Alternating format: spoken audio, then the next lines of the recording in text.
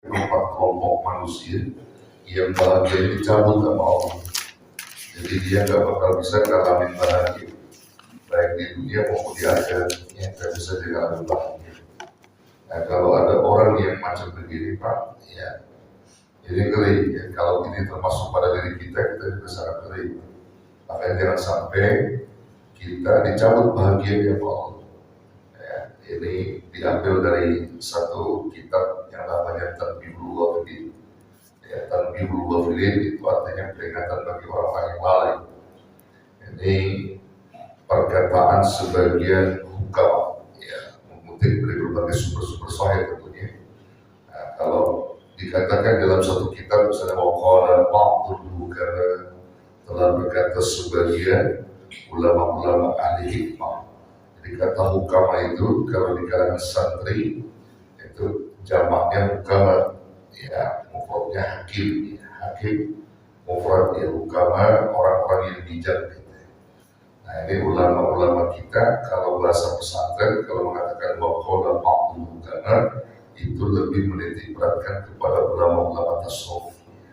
Telah berkata ulama-ulama tasawuf, telah berkata sebagian ulama-ulama tasawuf ya, tentang apa yang ingin dikatakan. Nah ini kitab itu menerangkan seperti itu. Saya baca ya. Wa qala ba'dul hukam arba'atun la sa'adata fihim. Telah berkata sebagian ulama ahli tasawuf, arba'atun, ada 4 perkara atau 4 hal atau 4 kelompok, 4 manusia ini. La sa'adata, tidak ada bahagia fihimna pada 4 orang itu.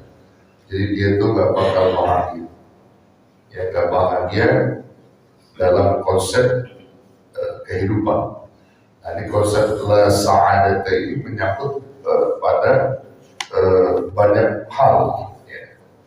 Bisa dia nggak bahagia dalam hidupnya, baik di rumah tangganya, baik di kantornya, baik dalam profesinya, begitu kira-kira. Kalimat la sa'adata fihinna itu menyangkut keseluruhan. Kalau dia berbisnisnya kagak bahagia, gagal mulu. Kalau dia di kantor kerja di kantornya kagak bahagia, dia kalau macam-macam pokoknya. Jadi pasar kagak bahagia dagangnya, ya gak sukses, gak berkah, intinya begitu deh. Ya di rumah tangga gak bahagia, macam-macam pokoknya. Kan kalimat la sa'adata fihinna di sini ya. Nah, jadi ada 4 yang menyebabkan manusia itu gak bakal bahagia. Gitu.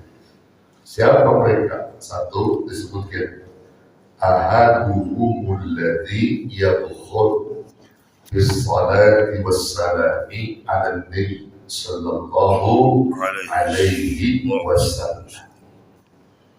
Sepakat nih ya, karena dalilnya kuat sahih Al-Quran surah Al-Ahzab ayat 5. Ahaduhumul ladzi yadkhul bis salati was salam ala nabi sallallahu alaihi wasallam. 1 adalah orang yang bakhil, yang pelit, yang malas ya, bis-salati wassalam, di dalam bersolawat atau berdoa dan memberi salam, intinya solawat kepada Nabi sallallahu alaihi wasallam. Malas, kikir, pelit, gak mau bersolawat. Siapa saja manusia yang ngaku Islam, malas bersolawat, kikir bersolawat, atau ketika ada nama Nabi kita disebut, dia diam saja, bisa masuk kategorinya. Dan juga malas dia membaca sholawat. Padahal sholawat yang dimaksud ini perintah Allah. Ya, sholawat itu perintah Allah langsung. Surah Al-Ahzab ayat 56 yang kita sudah sering tahu ayatnya. Inna Allaha wa malaikatahu yusalluna 'alan nabi ya ayyuhalladzina amanu sallu 'alaihi wa sallimu taslima. Sesungguhnya Allah dan malaikatnya bersolawat kepada Nabi. Allah dan malaikatnya bersolawat. Kalau Allah bersolawat kepada Nabi itu bentuknya rahmat. Bahwa Allah lagi curahkan rahmat kepada Rasul. Kalau Allah bersolawat kepada Nabi. Kalau malaikat bersolawat kepada Nabi, bentuknya maghfirah, permohonan ampun kepada Allah untuk Rasul. Ketika dua ini, Allah dan malaikatnya bersolawat, maka jadi sebab kita orang-orang beriman, ya ayyuhalladzina amanu sallu wa sallimu taslima. Hai orang beriman, kata Allah, bersolawat kalian, sallu ya kepada Nabi Muhammad SAW dengan sholawat yang sesungguh, dengan benar-benar gitu. Kepada Rasul bersolawat yang sebenar-benarnya, maksudnya itu kita harus yakin dan serius membaca, jangan main-main. Itu perintah Rasul. Makanya jangan sampai kita alergi sama sholawat sebenarnya. Iya, jangan alergi sama sholawat, baca sholawat. Karena sholawat ini dapat menurunkan keberkahan, juga dapat menggugurkan dosa. Ya, banyak yang gugur dosa dengan sholawat. Kita udah banyak dapat fadilah-fadilahnya ya tentang sholawat ini, sehingga perlu banyak menurunkan lagi tentang fadilah itu, karena saya sampaikan berulang-ulang kali bersolawat. Nah, sholawatnya apa? Sholawat kalau mau baca sholawat apa? Macam-macam silakan. Tapi kalau kita merujuk pada tuntunan, ya banyak sholawat, tapi ada sholawat yang tidak boleh tidak kita meninggalkan. Jadi ini mesti dibaca sholawat. Ya. Jadi diajarkan oleh para ulama, bahkan para sahabat pun membacanya. Itu terutama di waktu malam Jumat dan hari Jumat. Sholawat apa? Jangan kurang dari 80 kali. Siapa orang yang membaca sholawat yang saya akan ajarkan ini 80 kali, bacanya sebanyak 80 kali, maka gugur dosanya selama 80 tahun. Dihapus dosanya selama 80 tahun, asal bacanya tiap malam Jumat sama hari Jumat. Mana sholawatnya? Allahumma salli ala Muhammadin abdika wa rasulika nabiyil ummi. Ada ulama menyebut sampai situ 80 kali. Itu namanya sholawat ummi. Sholawat ummi. Allahumma salli ala Muhammadin abdika wa rasulika nabiyil ummi. Saya nggak berani nambah karena amalan yang dikasih sama guru saya udah begitu bunyi begitu. Apa namanya? Ya, karena kita kan boleh kasih guru, pokoknya iseng nambahin aja. Ya nggak tajuk tuh kalau kata guru begitu, kalau tulisannya begitu. Sampai ummi baik ya. Itu sudah baca 80 kali setiap malam Jumat dan hari Jumat malam. Kalau malam baca, hari mau baca lagi silakan. Lebih bagus lagi. Mau tiap hari boleh? Boleh. Tiap hari boleh. Malam Jumat dan hari Jumat terutama prioritas. Kalau yang membaca itu maka akan gugur dosanya selama 80 tahun. Kalau dia ketemu Jumat dalam sebulan, 1 minggu, 80 tahun gugur dosanya. Biar besok ketemu lagi minggu berikutnya, hari Jumat, malam Jumat, 80 tahun lagi udah 160. Sebulan ada 4 minggu, berarti 160 tambah 160 berapa tuh? 300 ya, itu dalam sebulan aja.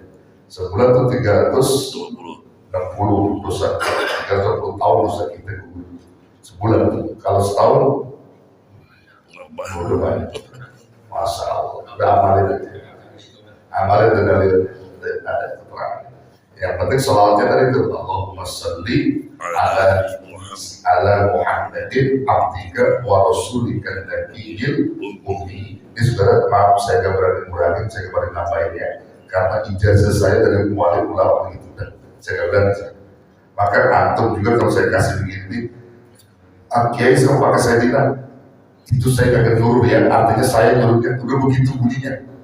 Kalau ente mau pakai saya tidak ke sono, amalan yang lain sedangkan kalau guru udah kasih begitu, udah begitu aja dalam. Paham kan? Kedua, والثاني الذي لا يوجب المؤذن. Ini yang sering nih. لا يعذب المؤذن. الذي لا يوجب المؤذن. لا يوجب المؤذن. Yang kedua, yang dicabut bahagiannya sama Allah, yang gak bakal dikasih kebahagiaan sama Allah adalah orang yang kagak mau jawab muadzin yang ajar itu. Gak mau jawab, mau jawab. Hati-hati. Allahu Akbar, Allahu Akbar. Jawabnya Allah. Dan diam. Mulut kita keluar, walaupun terdengar kita. Ini ngobrol, orang ajar pada ngobrol dia. Ini jadi masalah. Ente diam aja dilarang, apalagi ngobrol. Disuruhnya jawab. Allahu Akbar, Allahu Akbar. Allah. Asyhadu an la ilaha illallah. Ulang lagi baca muadzin. Asyhadu anna Muhammadar Rasulullah. Ulangi lagi. Nah begitu. Hayya 'alas shalah. La haula wala quwwata illa billah. Karena urusannya tentang sholat, perilaku yang bisa menguatkan kita sholat itu Allah bukan diri kita. Makanya pakai la haula wala quwwata illa billah. Hayya 'alal falah. La haula. Baru Allah ulang lagi sama ikuti muadzin. Nah, ini disuruh dituntut oleh Nabi, disuruh Nabi. Akan sampai ulama menyebutkan bahwa orang yang dicabut bahagiannya oleh Allah adalah alladzi la yujibul muadzin. Orang yang tidak jawab muadzin, bahagiannya dicabut. Dalam kitab Fathul Mu'in diuraikan banyak beberapa kitab ulama diterangkan. Ya. Ketika kita lagi baca Quran, ya baca Quran nih, lagi baca Quran, alhamdulillah minasyaitonir rajim, tengah-tengah dan kira-kira begitu baca Quran. Allahu Akbar, Allahu Akbar, berhenti kan baca Quran. Baca Quran suruh berhenti, suruh jawab saat ada nih. Itu yang baca Quran. Bagaimana yang gaplek? Yang baca Quran. Yang baca Quran itu suruh berhenti, suruh jawab tuh muadzin. Yang main catur, apa lagi? Yang geplek, apa lagi? Masuk telah, ini aja. Paham nih? Iya kan kesalahannya sering banyak kita ada ditinggalin yang begini, Pak. Ini yang disebutkan berkah, kita dicabut bahagia di Allah. Bahkan antum boleh tegur kalau ada orang lagi ajar dia ngobrol campur suruh tadi salah tadi gitu aja kita dapat pahala. Jangan terjepit. Maksudnya begini lagi ajar kita suruh jawab dan dia ngobrol. Iya. Jadi kagak bakal berkah orang yang kagak jawab muadzin gak bakal bahagia. Nanti dicabut lagi. Ada ayatnya.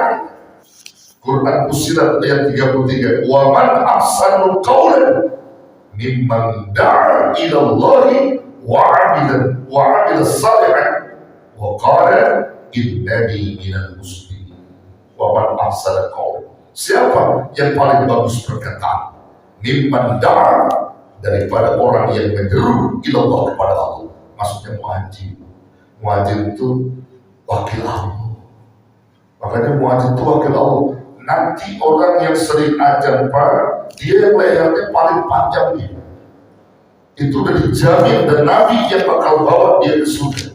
Orang yang suka ajar, cuman jangan ajar doang, gitu aja kabur dia ke surga. Iya, maksudnya dia wajib Bilal, gitu wajib. Iya, lehernya panjang. Tahu orang tukang ajar.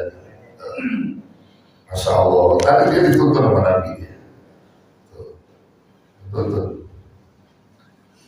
Mereka orang yang menyeru kepada Allah, panggilan Allah, wa 'amila salihan, dan beramal saleh, wa qala, dan telah berkata, ya innani minal muslimin, sesungguhnya aku termasuk orang-orang muslim yang pasrah, yang tunduk kepada Allah Subhanahu wa ta'ala.